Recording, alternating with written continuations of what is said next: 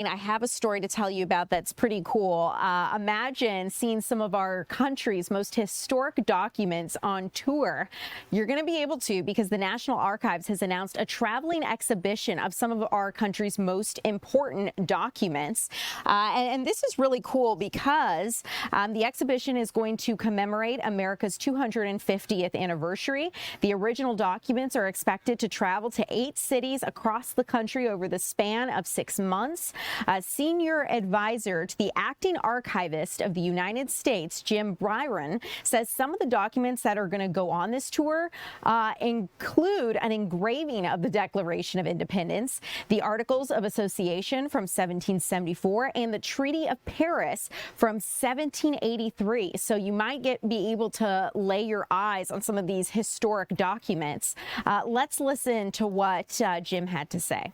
To celebrate America's 250th birthday, it is my pleasure to announce today the Freedom Plane National Tour to make accessible to the American people across our nation for the first time historic and consequential documents fundamental to America's founding and the beginning of American government.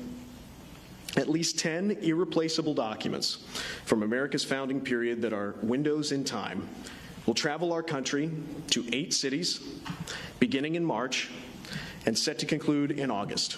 All originals, no facsimiles, no copies. All incredible, all instructional, and all irreplaceable. Many of these documents are leaving this building for the first time, and they are traveling together for the first time in history. Rather than go by train, these documents will leave Washington, D.C. and travel all 8 cities aboard the Freedom Plane, a beautiful Boeing 737 provided very generously by the Boeing Company. So you're listening to Jim talk a little bit about this traveling tour with showing off some of these original historic documents from America's founding and just throughout our nation's history. It's low-key giving national treasure just a little bit, I'm not going to lie, but the key here is that if you are going to want to see these documents, you can see them in a variety of American cities right here in Atlanta, Los Angeles, Houston, Denver, Miami, Seattle, Dearborn, Michigan, and Kansas City, Missouri.